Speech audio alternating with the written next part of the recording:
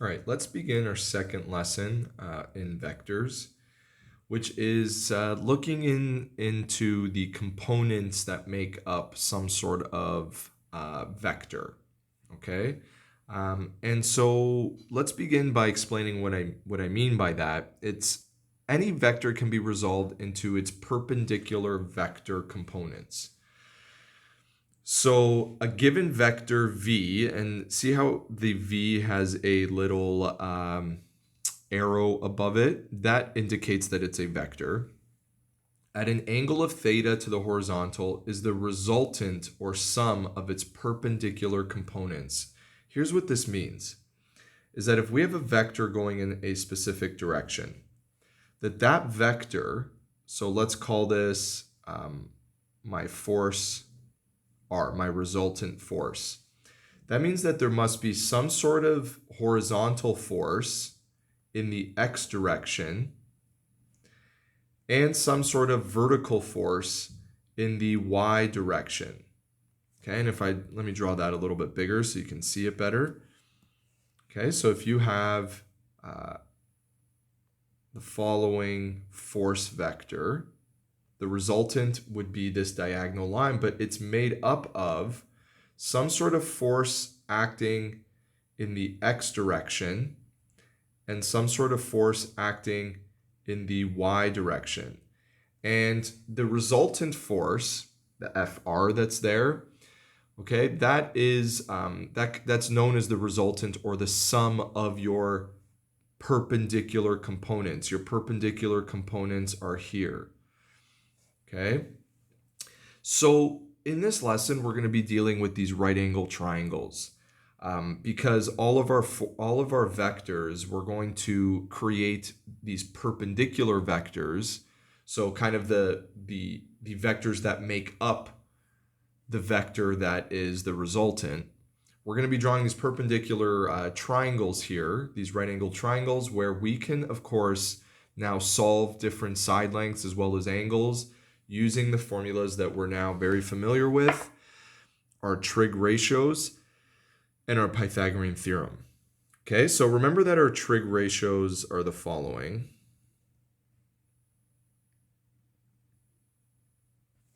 Right? Now, we're not going to use these letters O, H, and A. Okay. Okay, we're not going to use those letters. We're actually going to use our vectors. So we're going to say that sine theta is equal to, and I'm going to put these straight line brackets around my letter, okay? The reason why I'm going to do that, as well as the little arrow above, is because we're only going to be using, so those are absolute value brackets. We're not dealing with anything negative here. We're dealing only with, like, these are measurements, so they're the positive values always, and that's what those straight line brackets indicate. And then the little arrow above indicates that we're working with vectors. Okay, so just like in our trig ratios unit, we knew that sine theta equals over h is the same as sine theta equals y over r. The only difference is now we have these arrows and brackets. Same thing goes here, except here it's x over r. And tan theta is y over x. Okay? So those are formulas that we're familiar with already. The only difference is we're putting the little arrows and brackets around them. Okay? So those are the formulas we're going to use. Also, Pythagorean theorem is going to help us solve for unknown sides when we know two side lengths. So in this case, we're going to do the resultant squared is equal to our components, adding them together, squared, right? And so all this really is c squared equals a squared plus b squared. But now we're calling the hypotenuse r, and we're calling our a and b x and y, and they're vectors, so we have these arrows and brackets, these straight line brackets around them.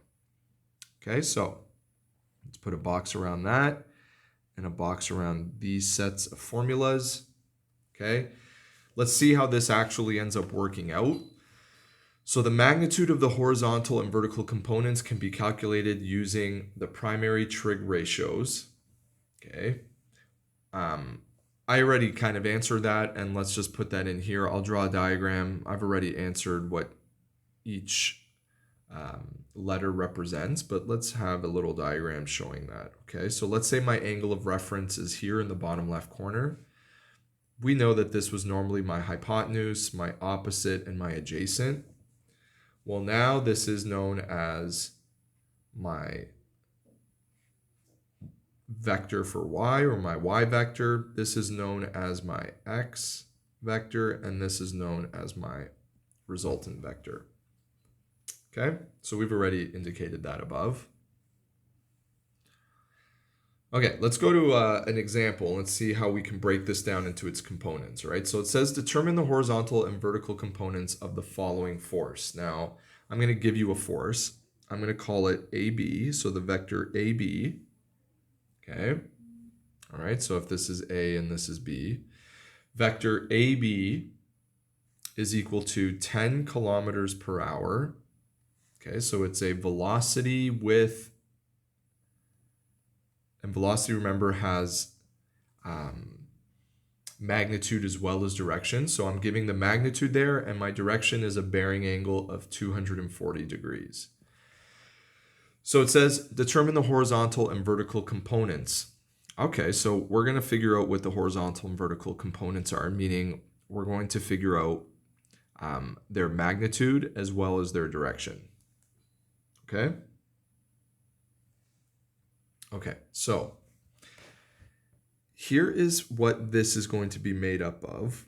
So I'm going to draw a dash line there, and a dash line going across and a dash line going down. So we have a force. In order to get a force, a resultant force there, it must be made up of a horizontal force in the x direction, okay, or velocity in this case, and a velocity in the down direction.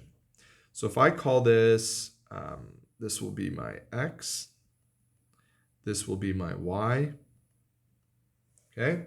And remember, we're only dealing with positive values. That's why those straight line brackets are around it. Now, instead of bearing angle of 240, I already drew that for you. This is our bearing angle of 240 right there, okay?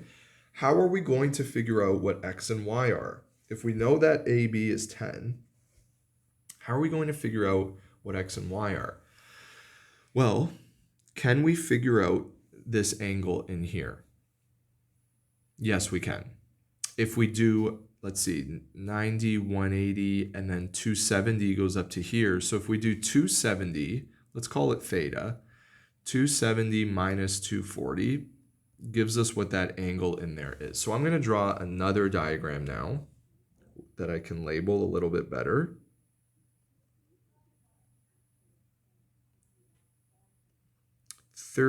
Here's my x, here's my y, my resultant is 10.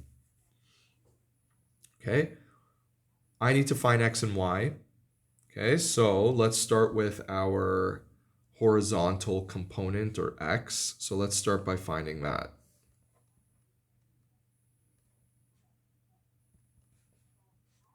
Okay, how am I going to find x?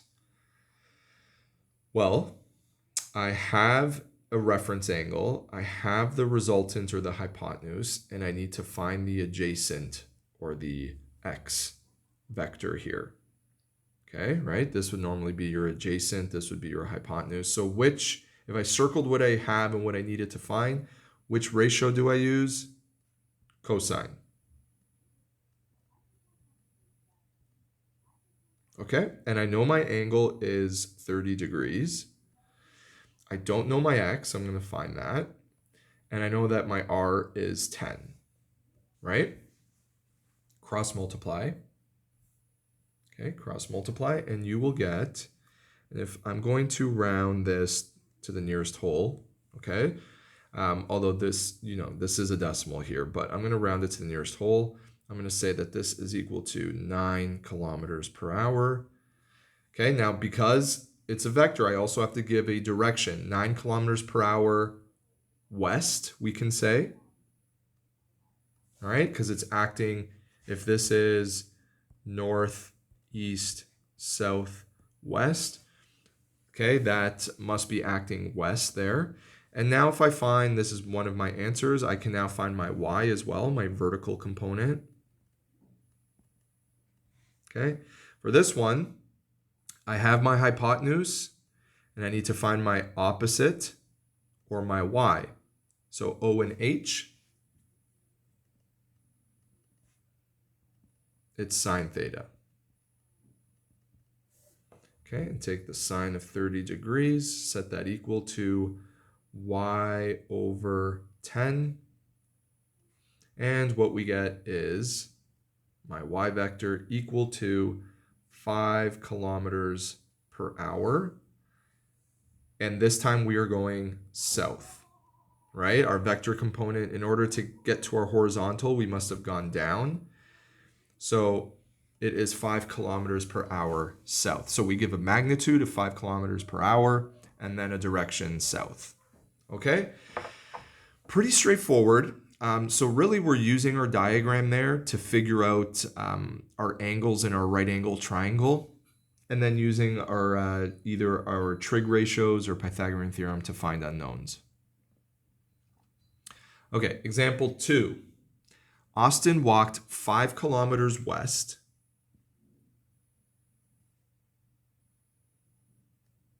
Okay, 5 kilometers west. Now, remember, that is a vector.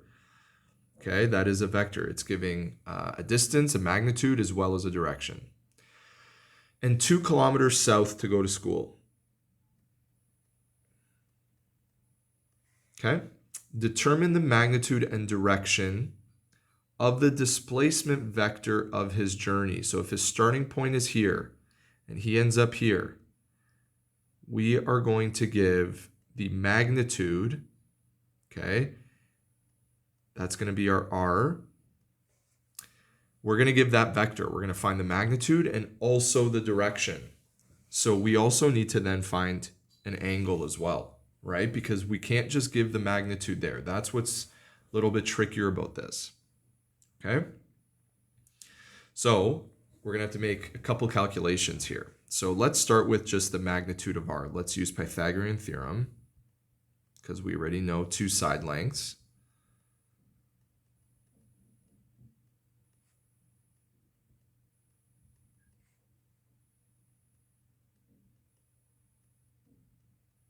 Okay. So 2 squared is 4 plus 5 squared is 25. So we have 29, and we're going to take the square root of that, okay, because of our squared value here that we're going to move over to the other side. So the square root of 29, okay, I'm going to, it doesn't say what to round this to again, and since I want to be a little bit exact here, so I am going to give a decimal. I'm going to say that r is equal to 5.4 kilometers. Okay, so this is our 5.4. So that's one answer, but now I've got to give a direction. So I need to find out an angle. Let's find this angle here. I'll call it theta. And then let's use information that's given to me. So if I want to find theta and I circle what I have, my opposite and my adjacent side. I also have my hypotenuse, but because I calculated it, I don't know if it's right, so I'm not going to use it. I'm going to use what's given to me, my opposite and my adjacent. Okay, so O and A, I'm going to use my tan ratio, but instead of O and A, I'm going to use tan theta is equal to my y vector divided by my x vector.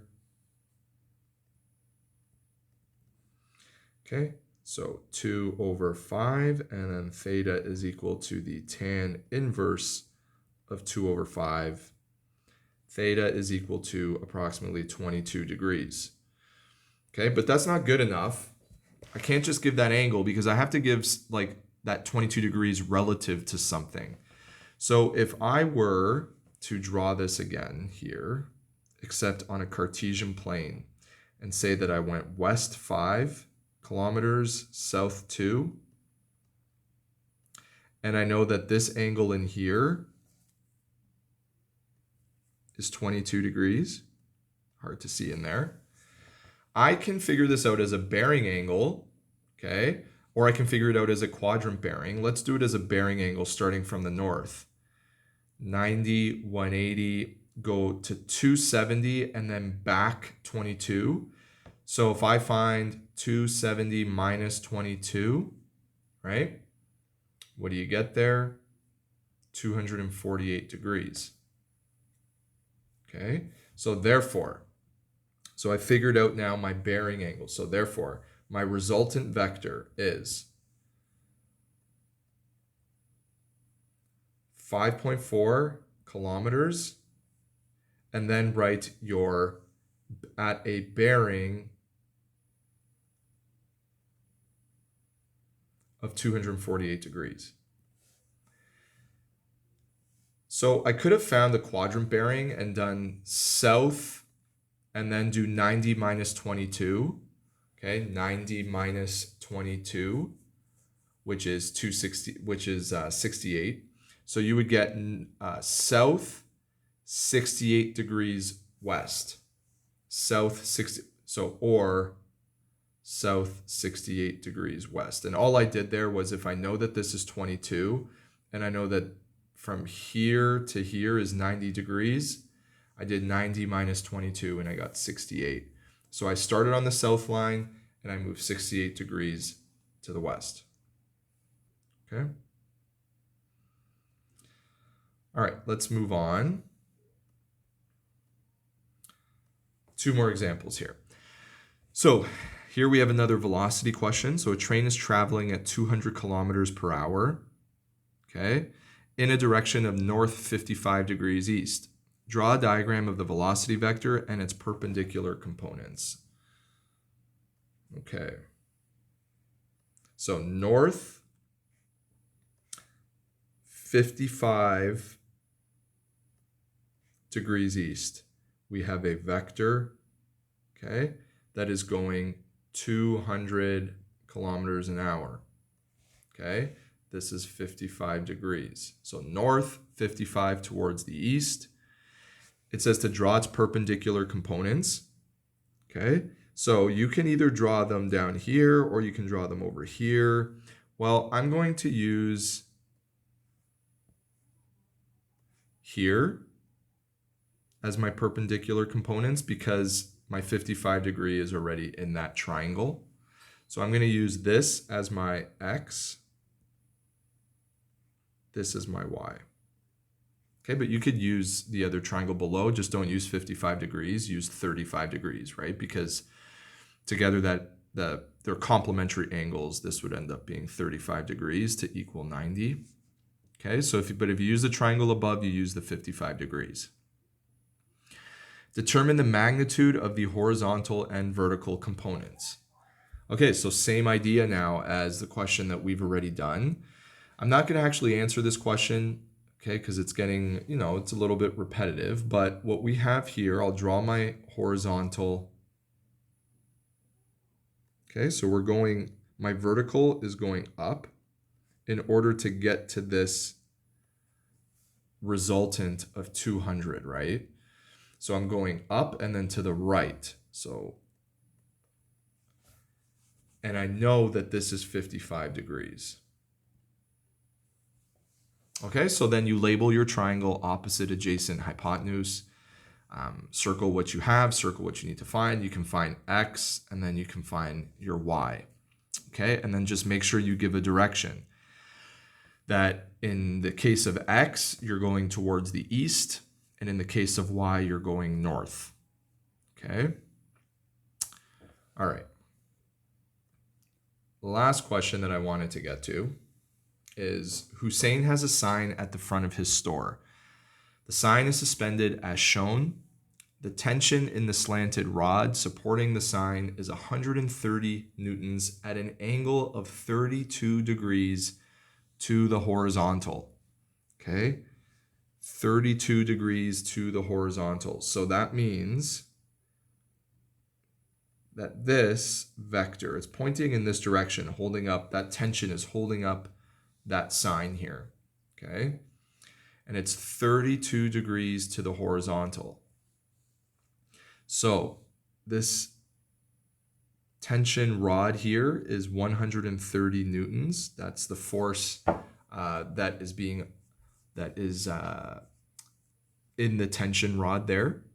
And it's acting at an angle of 32 degrees to the horizontal. So being able to sketch this here is important. Understanding what 32 degrees to the horizontal is. Okay, it is not this because that would not be with the horizontal, right? You have to draw that imaginary horizontal line coming out from the tension rod, okay? So that is not 32.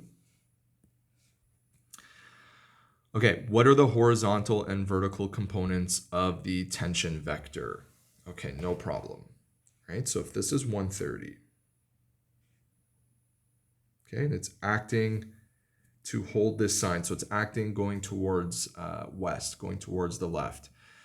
So that means we're going to have a vertical component going up, trying to hold this sign up, and a vertical component going to the left, okay, trying to, again, or suspending this sign to and holding this sign up against the wall. There's our 90-degree angle. This is our 130. This is our 32. Okay, we're going to call this my x. That's my y, going in the x and y direction, okay? So what we need to find then is their magnitude. So again, this is getting repetitive. Same type of question. Okay, so if that's my angle of reference, remember that this would really originally be my opposite. That's my adjacent, that's my hypotenuse, okay? But I'm using different letters now, but just to kind of, for your own understanding here, let's find x first. Let's find our x vector. So I'm going to find x, which is my a. I have my hypotenuse, which means I'm going to use, so let's actually write what we're finding. Use some good communication here. My horizontal component, I'm going to use my cos ratio. I take the cos of 32. I set that equal to x divided by my 130, which is my resultant, which was given to me. Okay, let's cross multiply. And you get 110 newtons rounded. Now, what direction is that acting in? Towards the west. Okay, so you don't have to state any angle there because it's just straight towards the west. Okay? All your components will be either going north, south, or east or west, right? Your y vector will either go north or south, and your x vector will either go east or west. Let's find the vertical. Okay, so what this means is that there must be a force that's acting this way, that's incorporated in this tension rod, that's acting 110 newtons towards the west. For sine here, I'll do it in a different color. I have my hypotenuse. I need to find my y, which is my O. So I have O and H. Sine theta equals O over H, which is y over r. Sine of 32 is equal to my vector y divided by 130. Cross multiply. You get 69 newtons towards the north. Okay, that is my vector there. There's a force heading in the up direction. I mean, you don't have to say north there. You could say up or left or right, just because it's not as if we're dealing with necessarily like a navigational thing here. So you could say that there's 69 newtons up. Okay, there's a force of 69 newtons up.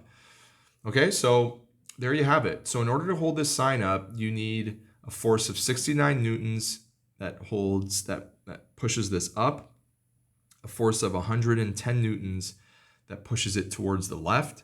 The resultant is what you need. What you need as your hypotenuse there. Your resultant is 130 newtons overall. So if you draw it at an angle, all you need is 130 newtons.